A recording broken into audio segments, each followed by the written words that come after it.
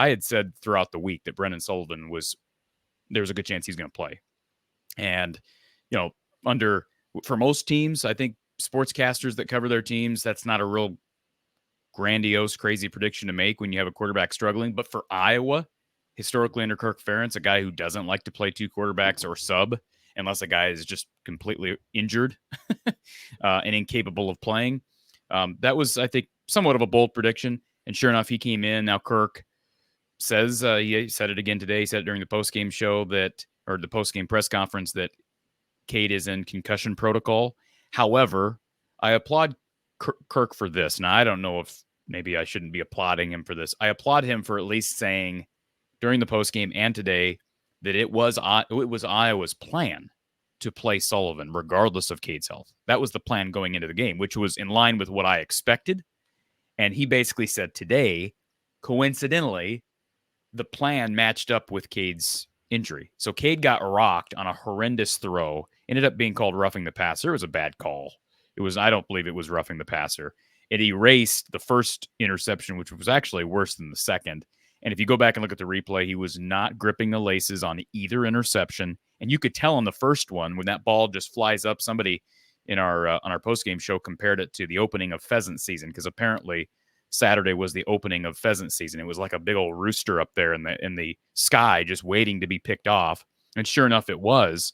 And again, thankfully for Iowa, it was negated due to a phantom roughing call. But it looked like it was because he didn't grip the ball with the laces. I mean, it just flew off his hand erroneously. Wasn't it because he got hit? He got hit after the ball was out of his hand. So that was the first thing. And he continued to play, ended up throwing a pick six, and then he got pulled. So it looked like it was performance related. And I think ultimately you'd have to say it was partly performance related, whether Kirk acknowledges that or not. But I also believe him in that it was the plan, because that fits into everything else that I'd been told leading up to that game. So, it's Sullivan's job this week. I don't know moving forward if Cade does get back healthy, if Kirk will try to work him into the system, into the fray. I thought it was ironic during the postgame presser on Saturday, Mark, that he was asked about a potential rotation moving forward with the two quarterbacks, and he referred back to 1981 during the days of Gordy Bohannon and whoever the other quarterback was. Oh, it worked in 1981.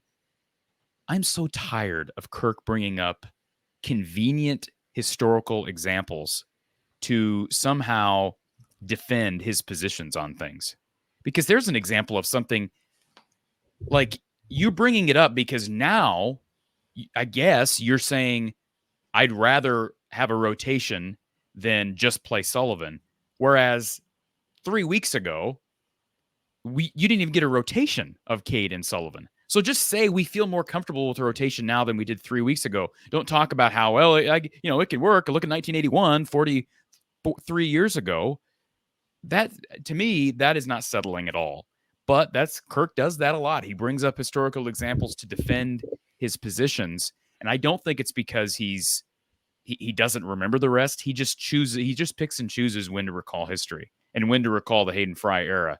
So, if Brendan Sullivan goes out and balls this weekend, which is going to be tough to do against a good Wisconsin team that's playing pretty well. I know they lost Saturday, but they're playing well.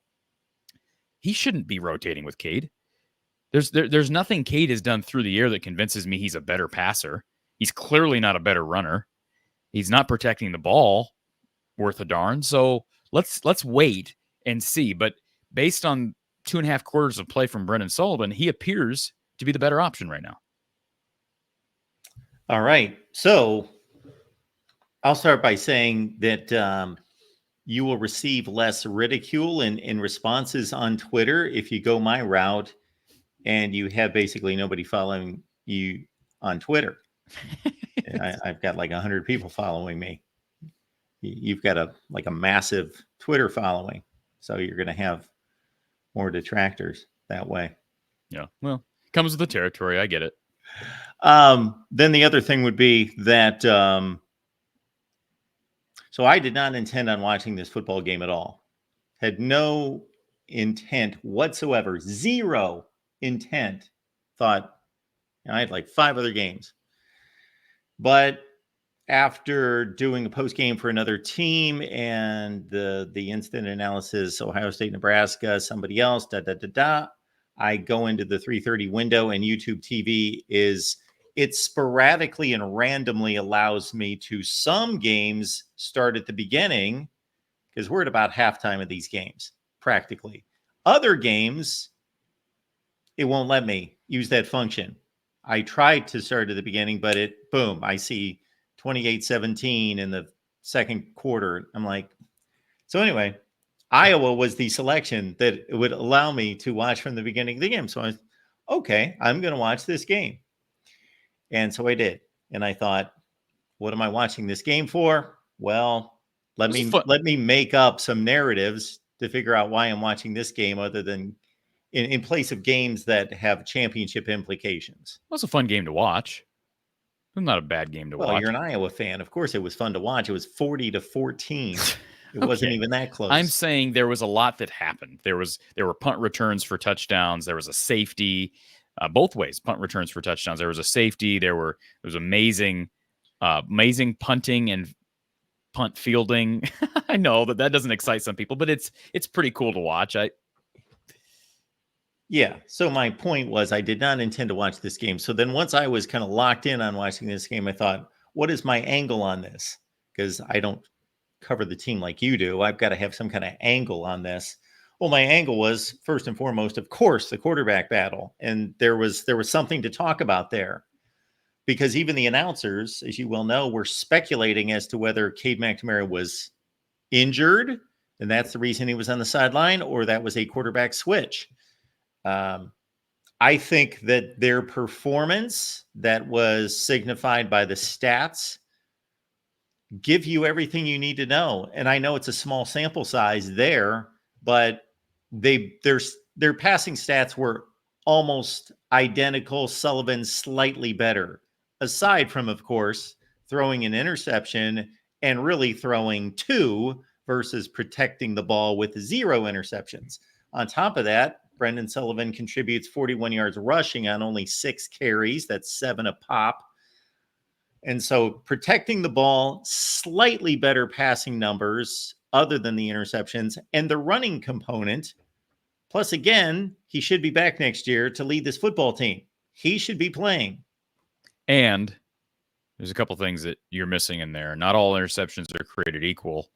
The pick 6 is just, as bad as it gets, right? And even Kirk would say that. I think that's probably the straw that broke the camel's back if it wasn't for Cade's reported concussion. And then the other part of this, Mark, was, and I saw you posted a segment from, I think it was a discussion you had with one of our listeners, Erica, during your post-game stuff on Saturday. And she's right about this. You go back and watch a couple of those Caleb Johnson runs. He fits the system of what Tim Lester wants and keeps the defense honest and not able to totally key in on Caleb Johnson on RPO stuff and options. I mean, he is very, you saw that 40-yard pass play to Johnny Pascuzzi where he's out running in front of him. He's not even close. Now Pascuzzi's a tight end, but still you can see Sullivan has got some wheels. And so he is a threat. And once he's shown that on tape, and now he has officially, not just along the goal line, that's going to help Caleb Johnson. Caleb Johnson struggled in that first half, and he popped off 3 really nice touchdown runs as the game went on with Sullivan at the helm. My MVP on Saturday was Reese Dakin. He was phenomenal. I wrote down, I don't know if I still have that note, but we talked about it on the postgame show. Let me find it here. He had, 8 punts, 4 inside the 10-yard line, 3 at the 5, 1 at the 6, and he had 2 50-plus yard punts. So he was phenomenal. And they're playing, if you take out the Michigan State game, I know we can't do that. Kirk was asked about the defense responding this week, but if you throw out the Michigan State game, they're playing really good football right now. Look at the last 2 results. They put up a 40-burger on Washington and a 40-burger on Northwestern. And that's going to suck if at the year's end we're like, man, this was a really good team, but they just had a horrid week in East Lansing.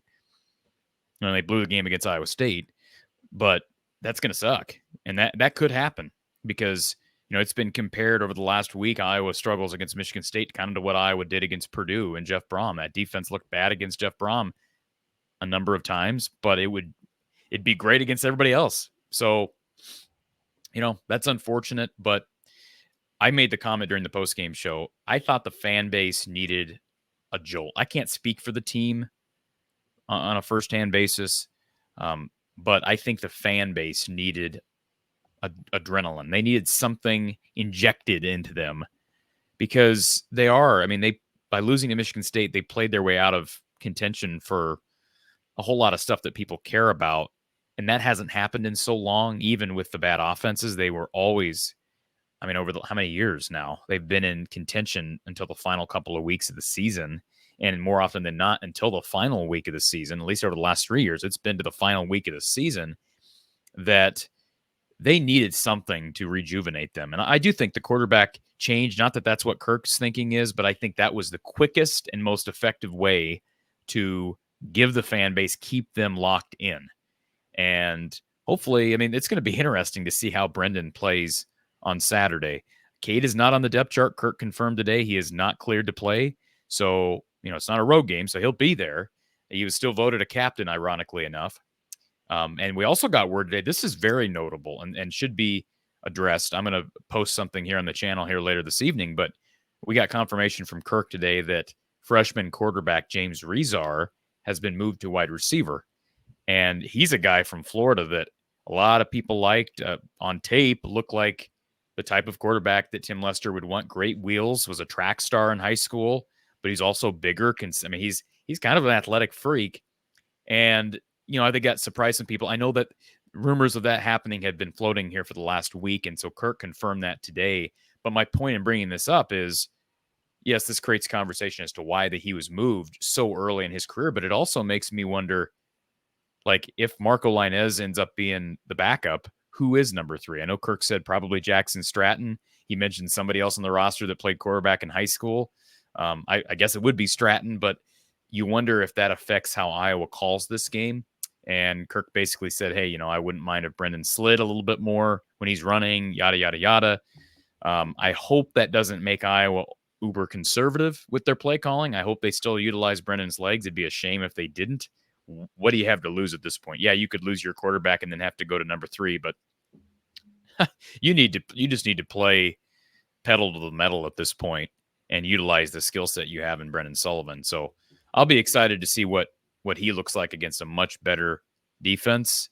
I mean, I don't know what the numbers say. I'm assuming Wisconsin, numbers-wise, would rate better than Northwestern. Certainly, they've been playing better than Northwestern as a team. I think they got a lot of guys out this week, not just Cade, but Bo Stevens is questionable. Sounds like he may be back. Astringa's still out. John Nestor, cornerback, is still out.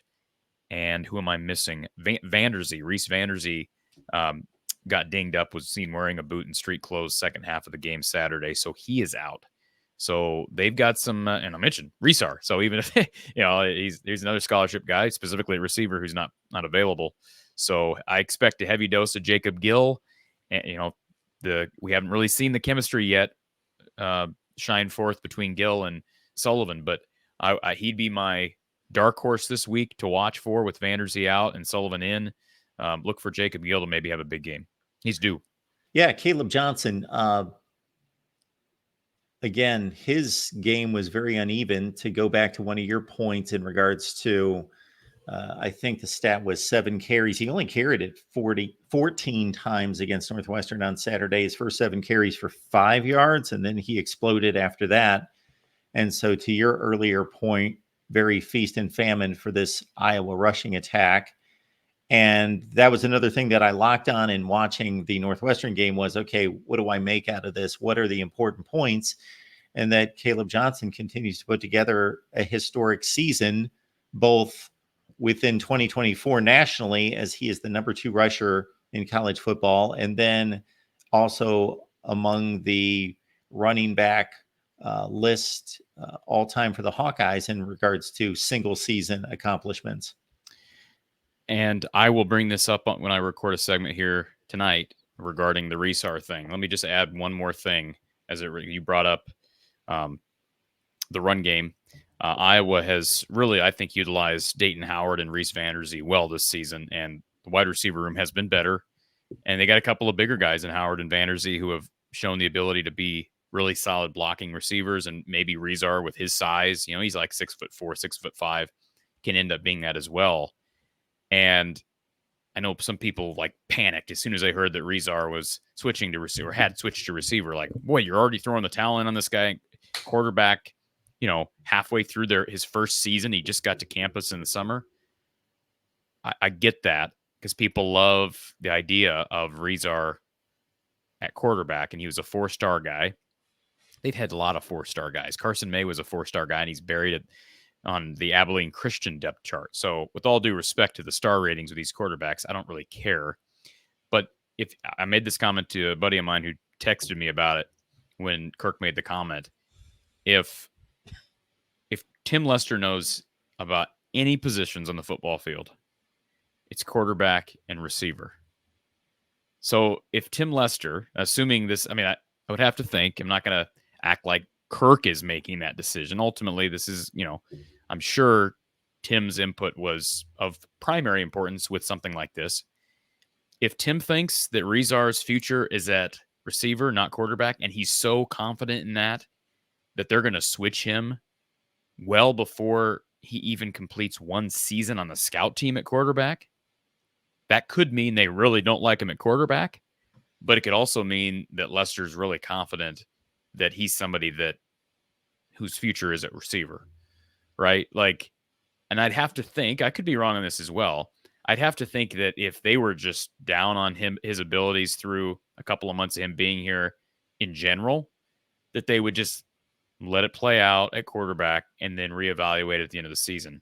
I'm presuming that, but maybe this means that they really see something in Lester at receiver, Rezar at receiver. Perhaps that means that Lester's real confident in him as a receiver. And let's not forget they've had former quarterbacks play very well at that position, one being Marvin McNutt. So, we'll see. But I think it's intriguing because the dude is fast. He was a track star in high school. And I know some people asking, well, who's the future at quarterback? We don't know. We all want to know. Like, we look at our recruiting. It doesn't make any difference. All these guys, look, the top 2 guys that are on the roster this year, none of those guys were brought in as high school recruits. Neither one of those guys. Sullivan was a transfer from a Big Ten school. McNamara was a transfer from another Big Ten school. The portal is a huge part of college football now today, especially positions where maybe you don't develop as well. Quarterback being a huge one at Iowa. So there's a good chance that in a couple of years, the portal is, the quarterback who's Iowa's quarterback in 2 years is on a different team right now in college already. There's a chance that's the case. There's also a chance it's Jimmy Sullivan coming in from Indiana. There's a chance it's Marco Lainez. There's a chance Lainez transfers at the end of this year. We just don't know. It's a year-to-year thing. We talk about the change in the game, and that's a big part of how that has manifested. If you look at the starting quarterbacks in the Big Ten since the transfer portal took hold, it's probably more than a chance. It's a likelihood that he will be a transfer quarterback. You used to be able to assess the quarterback room, and there used to be not a perfect formula, but you used to be able to, okay, our current starter is going to be gone next year, but we got this sophomore who's developed. He's waiting in the wings. He'll be ready as a junior. Then we've got this third string guy. He's a freshman. We're really excited about him, but he's going to have time to develop. And you could see the progression and would play out. And unless somebody got hurt or somebody really took off or somebody was a bust, and then you would have to change plans a little bit, but you would have this procession. That's all out the door. You have no idea. Yeah, I'm trying to think of the last time a transfer started at Iowa before Cade McNamara. Petrus was, Deacon Hill. I'm sorry. Before Deacon Hill. Well, Stanley, Petrus, Bethard, Stanzi, Christensen, Rudock, like all those guys were high school guys. And I know the game has changed. Vandenberg, Tate, Banks transferred in from JUCO, right? I think he was at JUCO 1 year. Yep. So, but we're going back over 2 decades. And I know the portal, it's just completely changed everything. So there's our Tuesday lineup. You see it on the banner right there. So your next stop is Nebraska Live at 7 Eastern, 6 Central, Indiana Live as well. Before we leave, and maybe I was going to ask you about Caden Weegan. Yeah. Was this guy talked about? Was he expected to be something before this season? This he's like a whirlwind. He's just a fun guy to watch. And I heard the comment made either this week or the previous broadcast week that he had the most kickoff and punt return yardage of anybody in the country. Oh, yeah, I didn't know that. Are you basing that your evaluation from watching just Saturday? Or are you saying No. because he had a really amazing punt return for a touchdown where he showcased his speed, his wheels. No, I mean, before last season, I had been told by a source, and I repeated it on this channel, and I'm not the only one who reported it, by the way, but I'd been told before last season that he was the fastest guy on the team. Now, I've since been told that crown has been given to someone else, Brevin Dahl, freshman running back / receiver. So, but he's really fast. I mean, I think we've seen that. And, you know, he'd been a returner on special teams at Sioux Falls, I believe, where he transferred in from a JUCO school. Really good JUCO program just outside of Iowa. So, yeah, I mean, we've known he's fast, and we knew prior to the season that he was on the depth chart and that he was going to be returning punts and kicks with Cooper DeJean gone. But it's such a, I mean, I don't know that we knew he was going to be this good in the return game. It's just such a distinct skill. Even though he had returned punts and kicks there, his stats were just okay. That is such a unique skill. We've seen really good players not do a good job returning, especially punts. Like I think of Josh Jackson. They tried to use him as a punt returner. He wasn't very good. Nico Ragaini. Now, he wasn't a great player, but he was a solid player for Iowa. He wasn't very effective. So it's not always Caleb Johnson wasn't great returning kicks. He was okay, but there's a reason why Caden Weegan's the guy doing it now, because he's good at both, and they're two very distinct skill sets. So, no, I think he's flown under the radar. He deserved winning Specialist of the Week in the Big Ten this week. So congratulations to him on that. And that was a very impressive punt return for the touchdown on Saturday. So we've been waiting for him to bust one for a while, Mark. We've known since week one that, you know, he was going to bust one at some point. It's maybe taken a little longer than one would anticipate. He's had some called back due to, you know, penalties that haven't really affected the play. You know what I'm talking about. And that, you know, that's been unfortunate. Had he not had those, and that's part of special teams return game, but had he not had those, he'd have even more yards.